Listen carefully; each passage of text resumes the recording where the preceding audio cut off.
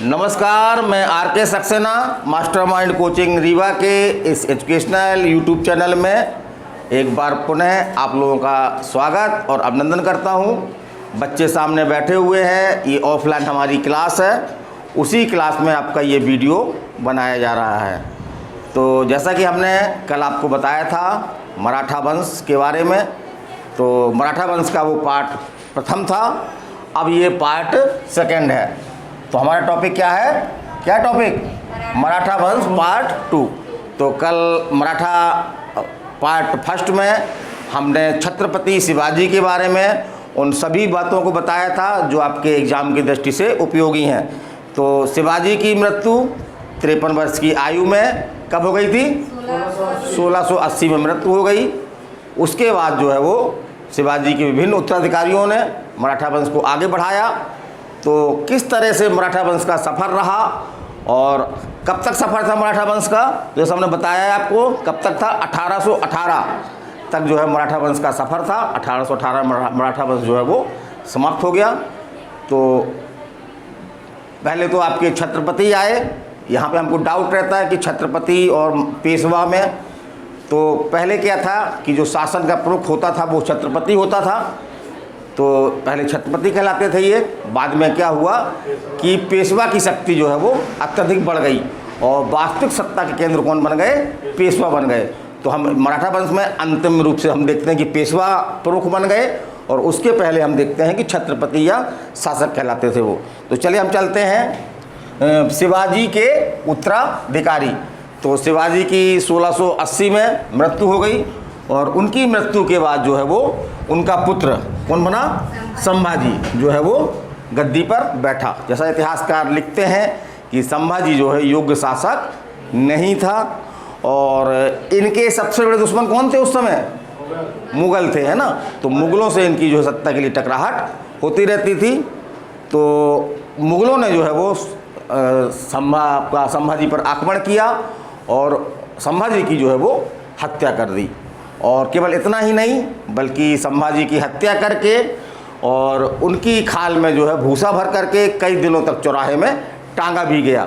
तो भारतीय इतिहास में इस घटना को जो है वो बब्बर घटना के नाम से ये जाना जाता है। तो इससे आपके क्वेश्चन बनते हैं कि किस मराठा शासक को जो है वो खाल में भूसा भर के और बड़ी ही बब्बरतापूर्वक से जो है वो चौराहे पर लटकाया गया था। कौन था वो? आपका कौन था? संभाजी था। और उसके बाद हम देखते हैं कि जब संभाजी की हत्या कर दी गई बड़ी ही बेरहमी से, तो उसके बाद शिवाजी का दूसरा पुत्र कौन? राजा राम जो है वो शिवाजी का उत्तराधिकारी बना। और इसने क्या किया? तो इससे कि मराठा की पहली राजधानी क्या हुआ करती थी आपकी? रायगढ़ हुआ करती थी। इसने सतारा को जो है वो मराठा की दूसरी राजधानी बनाया। सतारा कहाँ पे है मालूम होगा आपको? महाराष्ट्र में है। तो सतारा को दूसरी राजधानी किसने बनाया? इस तरह का आपके एग्जाम में क्वेश्चन बनता है ये। और आगे चलते हैं हम कि मुगलों के आक्रमण, मुगल तो दुश्मन थे ही, मुगलों ने एक बार पुनः आक्रमण किया जिससे ये भाग खड़ा हुआ। कौन? राजा राम। और अंत में 30 वर्ष की अल्पायु में जो है वो राजा राम की क्या हो गई? मृत्यु हो गई। ठीक है। फिर राजा राम की बात देखते हैं। अगला कौन बना आपका? तो अगला शिवाजी द्वितीय। तो ये कौन था? ये राजा राम द्वितीय का जो है वो 4 वर्षीय एक जो है वो पुत्र था। तो राजा राम की विधवा ने जो कौन थी आपकी? ताराबाई। तो ताराबाई ने क्या किया कि शिवाजी द्वितीय को, जो 4 वर्ष का एक बालक था, उसको जो है वो शासक बनाया और स्वयं जो है उसकी संरक्षिका बन गई और शासन करने लगी। तो निसंदेह रूप से ताराबाई एक योग्य शासका थी और इनके समय जो है वो कई योग्य सेनापति थे मराठा सेना में। तो इसके कारण से इन्होंने क्या किया? मराठा शक्ति का एक प्रकार से विस्तार किया। और अंत में क्या हुआ कि जब ये देखा गया कि एक महिला जो है वो शासन कर रही है, तो उसके शत्रु जो है वो तैयार हो गए। तो आपके ये अगले शासक कौन बने? आपके साहू बने। तो साहू ने क्या किया? ताराबाई पर जो है वो आक्रमण कर दिया। और एक स्थान आपका है खेड़ा। तो खेड़ा में जो है एक युद्ध हुआ, उसको हम बोलते हैं खेड़ा का युद्ध। उसमें जो है ताराबाई जो है वो साहू से हार गई, और इस प्रकार से जो है वो साहू जो है वो शासक की छत्रपति बन गया। और आगे हम चलते हैं कि यहाँ से क्या हुआ, देखने में आया कि जो पेशवा का पद है ना, जो आपके शिवाजी का जो अष्ट प्रधान होता था, उसका हेड कौन होता था, आपका पेशवा होता था। उसको क्या बोलते थे, एक नाम और था, चालू नाम क्या था उसका, प्रधानमंत्री। तो वो पेशवा का पद क्या हो गया, वंशानुगत हो गया। माने वंशानुगत का मतलब समझ रहे हैं आप लोग कि पिता, पिता के बाद पुत्र, पुत्र के बाद पुत्र, माने योग्यता के आधार पर नहीं बल्कि केवल वंश के आधार पर पद को दिया जाना। तो इस प्रकार से पेशवा का पुत्र पेशवा, पेशवा का पुत्र पेशवा, इस तरह से बनने लगे। और हम आगे चलते हैं कि साहू ने क्या किया, बालाजी विश्वनाथ को है ना जो है वो पेशवा बनाया। और बालाजी की मृत्यु के बाद अगला पेशवा किसको बनाया, बाजीराव प्रथम को। तो ये आ गया हमारा पेशवा बाजीराव। तो पेशवा बाजीराव निसंदेह रूप से एक योग्य पेशवा था, और उस समय जो है मुगल वंश की स्थिति जो है वो बड़ी नाजुक थी। तो इसका एक कथन है आपका जो एग्जाम में पूछा जाता है। तो उसने साहू से कथन किया था कि आओ हम खोखले वृक्ष के पुराने तने पर प्रहार करें तो टहनियाँ तो अपने आप गिर जाएंगी, है ना। अगर हम वृक्ष का तना काट दें, वो भी तना का खोखला हो, तो हम तना काट देंगे तो जो तमाम टहनियाँ हैं, वृक्ष की विशालता है, वो अपने आप जो है वो क्या होगी, धाराशाही हो जाएगी। फिर एक क्वेश्चन आपको और बनता है कि इतिहास में जो है वो एक मस्तानी नामक एक महिला से प्रेम संबंध के कारण से कौन सा पेशवा जो है चर्चित था। तो वो आपका यही था, आपका कौन था, पेशवा बाजीराव। ये जो है वो एक मस्तानी नामक जो है उस समय की एक महिला थी, और इस पर आपका पिक्चर में भी आपको दिखाया गया है। ये कौन सी पिक्चर, नाम क्या था, बाजीराव मस्तानी। एक फिल्म बनी थी, मुख्य रूप से उसकी कहानी जो है आपका इसी कहानी पर आधारित थी। इसको बड़े सुंदर ढंग से और फिल्मी ढंग से है ना इसको पेश किया गया। और आगे हम चलते हैं कि एक संधि हुई, संगोला की संधि, है ना। संगोला की संधि के बाद ये निर्णय लिया गया कि पेशवा का पद कैसा हो जाएगा, वंशानुगत हो जाएगा। तो संगोला की संधि के बाद संगोला की संधि के बाद पेशवा का पद जो है वो वंशानुगत हो गया। तो किस संधि के बाद हो गया, ऐसा क्वेश्चन पूछते हैं। तो कौन संधि, संगोला की संधि के बाद। उसके बाद अगला पेशवा कौन बना आपका, पेशवा बालाजी बाजीराव। तो इससे क्वेश्चन तो आपका ये बनता है कि भारतीय इतिहास में कौन सा पेशवा जो है वो नाना साहब के नाम से प्रसिद्ध हुआ। तो आपके यही थे, है ना।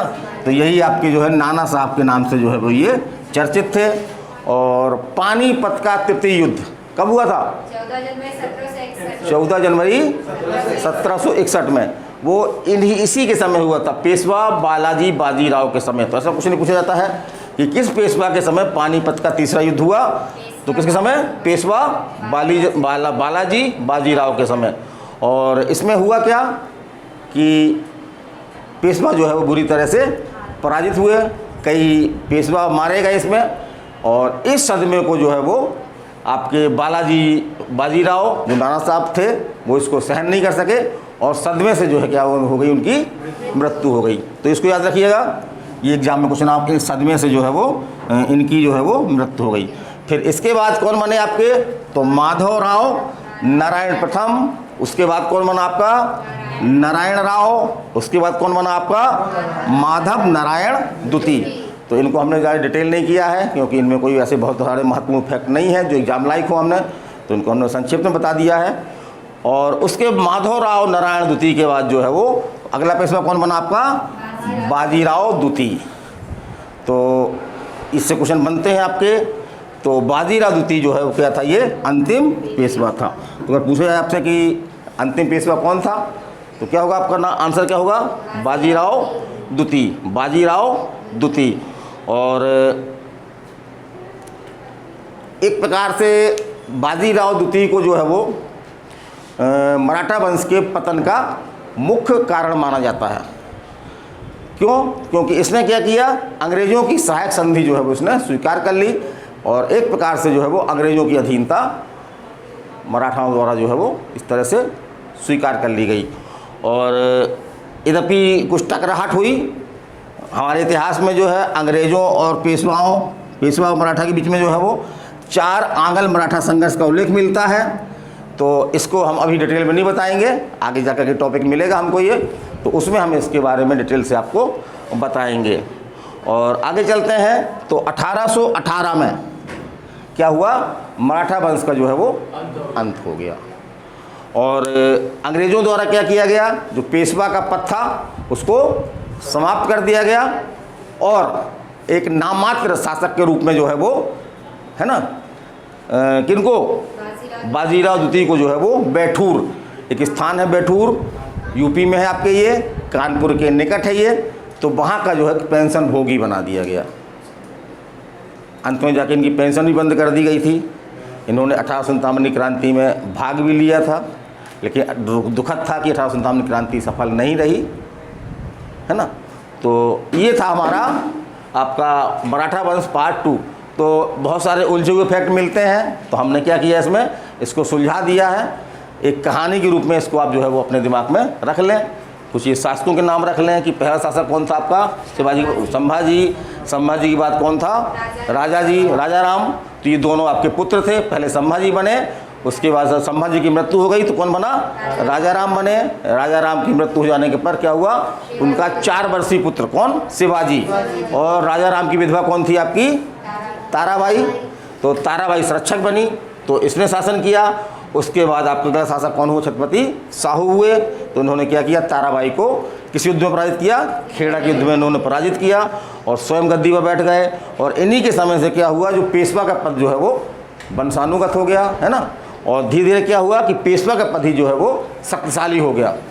राजा जो है वो, छत्रपति जो है वो नाम मात्र के हो गए और पेशवा जो है वो शासन का प्रमुख बन गया। तो उसके बाद कौन आया, पेशवा बाजीराव प्रथम आए, है ना।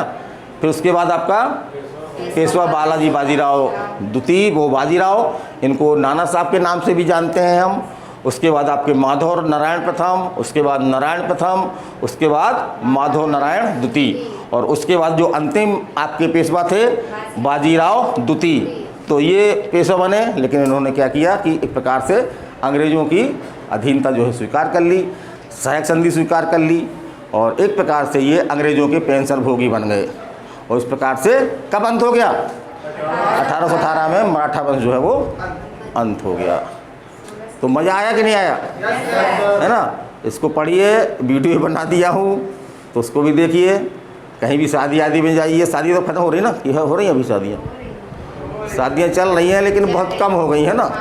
जिनको करना था वो कर चुके हैं ना, अब जो बचे खुचे हैं वही लोग कर रहे हैं। तो इसके बारे में अपनी राय दें, कैसा लग रहा है। और कल भी हमारा हिस्ट्री का ही टॉपिक होगा। ये क्लास कौन सी है, किस क्रम की है, 37वीं है ना।